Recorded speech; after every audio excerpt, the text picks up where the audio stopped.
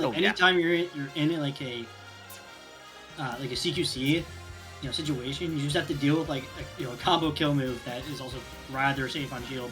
And as you're seeing in top level, multi-hits are starting to actually fall out of favor in the meta due to the fact that people are getting so proficient at out-trading them. Because you take 1% and like go nowhere, and then they take your full Cloud back, your full, Pichu Nair in this case, or like a Mario Nair. Even if it's like a weak Mario Nair, you're still like, it's 1.2% to like the 4 to 5% that they're taking, and the neutral they're losing. Yeah, like you absolutely, like the trade game is something that you really need to think about when you're picking your characters, because as we saw in the last game, K. Rool was able to win a lot of those trades, especially in the air with, like the belly armor and stuff just coming out.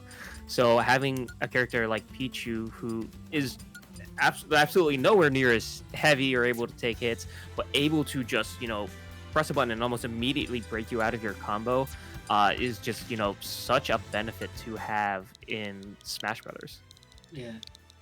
But I wonder how it's going to play out in these ledge situations, considering that normally it's a position that's very free for the rat players, being both Pika and Pichu, because you upbeat the ledge and then you upbeat the center stage. Whereas, with Bacon and Nair, they're such effective tools at holding down and locking down space that, especially with the hitbox of Quick Attack, that Pichu lacks, he's even doubly forced to make those correct plays and try to catch when he's on his, I think, 6th bacon. Is that fifth or 6th bacon is always an empty bacon. I think it's 6th bacon. It's like 5 bacon. I don't remember exactly. I don't care enough about Game & Watch as a character. Yeah. Yeah, it's the same way you can abuse like if you're an all-round player and Kirby steals your what's it called? If Kirby steals your copy ability, every 4th pluck is an empty pluck. You do the same thing for getting off Mr. Game & Watch ledge traps. Is you wait for the empty bacon. If you hopefully haven't gotten hit by a bacon yet. Yeah, and just knowing those little intricacies about the matchups is what can really make a difference, especially when you get into the higher level stuff. Like, well, yeah, this is still in Arcadian. We are in Tri-State, specifically New Jersey. It's one of the real top contenders in terms of, at least within the United States of America, one of the best regions. And also they have super deep talent pool, just a whole lot of players in general. So yeah, it's an Arcadian, but you still got to know ball if you want to play here. Yeah, especially in Arcadian, it's such. Alright, maybe they're going into a hand warmer. He's trying to fix up his headphones. Yeah, because he's got the full big head of hair, so he has to sit up. He's adjusting it. He's got a. What's that? One of those Hugg1es are. He spawned in. Artorias King. Yeah. Also, some of these headsets, especially at the professional level, can get they get really weird to deal with, because everything has a joint on it, and if you just if you just set it down the wrong way, and it's like a Lego build where it's like, yeah, what happened? Why is this in 7 pieces and it's screaming at me in Swedish? Shout out to IKEA. Yeah. No, yeah. When you get to the high level equipment and stuff, it's weird, which is funny to say, because Smash Brothers has just such a grassroots history that you don't very usually new think development of this. Yeah. Shout out to all the major players behind the scenes, both Kelvin and RJ and Collision team, kind of bringing this new level of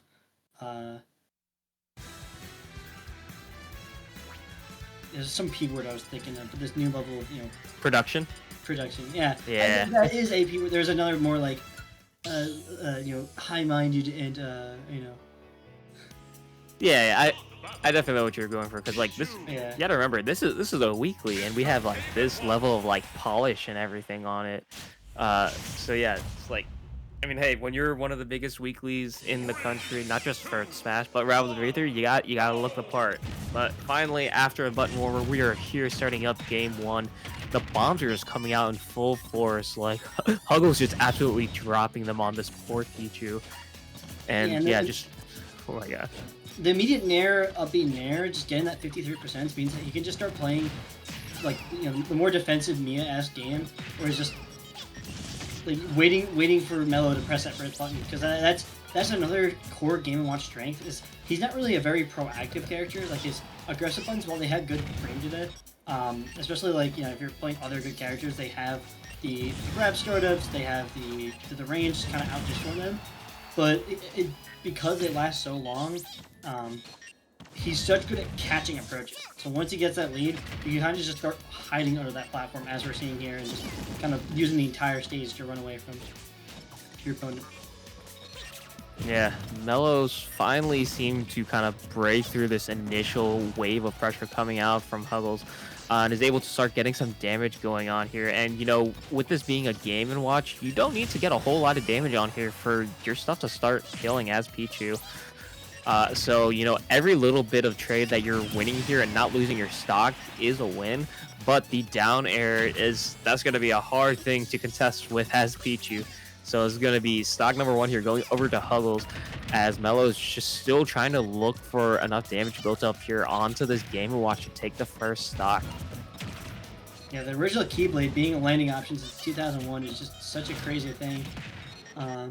It really forces your opponent to kind of respect your ledge trap, and it makes nair dodge even freer. It's like so many Mr. Games get kind of caught up in the fact that I have this big dare that is such a good reversal pull.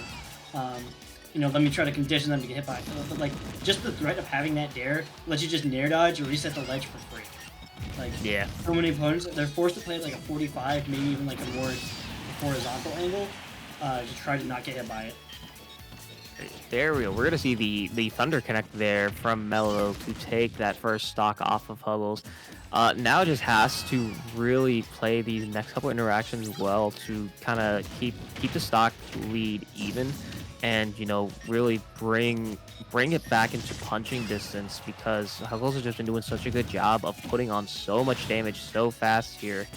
And Mellow is just really unable to answer it as fast as Hugg1es is dishing it out. And as we see there, the bomb off stage is going to take that stock, putting Mellow on their last stock here for this first game. And Hugg1es is just not giving up the pressure. Just all these bombs, bacon, the fish bowls, everything coming out here, just continually racking up the damage. Ooh, trying to get the Thunder following the high game there from Hugg1es. Unfortunately, he's not able to connect. There's still a lot of damage getting racked up here. Mellow really finding some momentum going here into this last stock, which is really, it's better late than never, and gonna get the connection there. No, back air is not quite going to kill. Hugg1es just trying to build a wall there with that bomb, gets back to ledge, but the F tilt picks up the KO. But Mellow has such a high percent built up that gotta play all these interactions really careful. Yeah, and that's the thing, is that the only really two true disjoints that Pichu has is the tipper of the up air, but it's really just that forward tilt and that forward smash are the only real disjoints that he can kind of use to outspace Mr. Game. So in these positions, it's really difficult, because just trying to move around the stage, but that's 1%, that's another percent, and before you know it, you've already taken done 4 to 5%, and just inching yourself closer and closer to the next stock, just being. Sorry, the next hit being that next stock. Yeah. Mellow has been doing a pretty good job of not taking any of this unnecessary damage, though. Has been really trying to kind of get out of dodge on any of these, interactions that Hugg1es sets up. Has yet to be hit by any of these down smashers. Just doing his diddly darn best to keep things alive for him. But yeah, sitting at 166 and getting hit by that jab. Oh no, great DI. I thought that was for sure going to be the end of game 1. But yeah, there we go. The up smasher, that is going to take it. Send Hugg1es up to the game lead here, going into game number 2. Yeah, we're seeing Mellow really get a lot out of those neutral air dodges and those spot dodges. We saw earlier, he was able to nair dodge right through a bomb and perfectly get miss the hitbox and still land on stage. There was a bunch of other times where Mellow was getting out Yeah, there's the he slips by through the bomb with just like a single like drift in nair dodge, and a lot of times like he was doing the right timed spot dodges, but Hugg1es at the very end decided to do a delay up smash, and he double delayed because he actually baited out 2 spot dodges because he caught him in the startup of his second spot dodge before the actual iframe came out. Yeah, man, every interaction just matters so much between these two characters with how light they are and the kill power that they have. It's just you really need to make all these interactions matter. So anytime, like you said, you can get in with those like nair dodges and just kind of drift in, safely close the distance on your opponents and put them in a position where they're recovering. Just any advantage you can build up is just so meaningful. He almost gets hit by the epic mealtime kill confirm, but he misses the tech. Anyways, let's add some bacon strips to this gameplay. Complete stock up by Hugg1es. Yeah, that was just very unfortunate for Mellow because you can tell that he's really putting in the work, trying to put the pressure onto Hugg1es here. But man, the options coming out here from Hugg1es just covers so much, and Mellow can't really make any moves here without taking at least some form of punishment, whether it's like the bacon damage, trying to go deep understage, get around that, but just unfortunately can't cover up the distance. So man, this is unfortunately looking like a rough position for Mellow to come back from. I had to hit the eye show speed for those who can't see my face, because what a rough way to lose that stock off of an SD when you're already down percent and a full stock. There's such a mountain to climb that was once a molehill. Now your only real win con is to try to hit those crazy thunder reads like he's been getting, but if he doesn't get the actual spike into the finisher, it's just like, oh, you tacked on 7%. Good job. Yeah. Okay, there we go. We see the nair there, able to break the pressure like we were talking about leading up to this match. Just able to use that to really, say, get off me, get something going here. Man, Mellow just unable to find the kill options, though. He's able to tack on these percents. And, oh, okay, the dare there not quite killing. Great DI from Hugg1es to the corner. The bear, that one will take it. Mellow's sitting at 81%. Had to take so much damage to just try and even find that kill. Just gotta... he just gotta like really play so cleanly these last couple stocks here to keep hope alive. All right, sneaks in underneath with the nair. That's what I was talking about earlier, is the fact that like these single hits are just so good at, like, if you can get the position right, it's just abusing the multi hits, like the weaker part of the multi hits before the finisher. Whereas one thought like having a multi hit was a big boon because you just kind of have this like long-lasting move you don't really have to space and will eventually kill, and now it's something that is actually a weakness for certain characters. Yeah. Mellow actually able to get the understage recovery to the opposite ledge this time. Oh, and hits the tech too. That's a life-saving one. Okay, both these players saying over 100%, so they have to be really careful with these interactions. Anything could end up being a DBZ moment where just sparks go flying, characters go like off stage. Trying to go for the aggressive option here. Okay, there we go. Patiently waits out the rapid jab. Gonna get the bear. And 148% in a dream is what Mellow is working with right now. Yeah, willing to just go under the stage. It's like, you know what? I'm at 154. If I'm getting hit, I'm already taking the stock. So I might as well just play ever so evasive. But speaking of getting hit and taking the stock, that bear coming out, you just kind of land in that position, even if you don't get the cross up. The worst you're taking is like a weird up air angle or like a part of a bear. If they don't quite get enough hits done on the bear, it doesn't really lead to a lightning loop and therefore no damage. Yeah, unfortunate way to go out for Mellow. Definitely the SD on the attempted understage recovery definitely hurt. Without that, we definitely would have had a much closer game. Could have seen a game 3 coming out here because Mellow was really kind of pulling things together there, and was starting to mount a really meaningful comeback. Yeah, we saw like took that stock, finally clutched it out, and was working his way on that second stock. But from what I'm hearing, he was actually having controller issues. It makes sense why he had that misinput under the stage, he might have gotten an up angle instead of like the perfect side into the up angle. Like either the controller starts holding up early, or like slight miscalculation on the exact angle. It like doesn't quite give you like it tries to go for an octagonal gate instead of one of the 360-degree angles that are a little harder to hit. Yeah. Yeah, and apparently,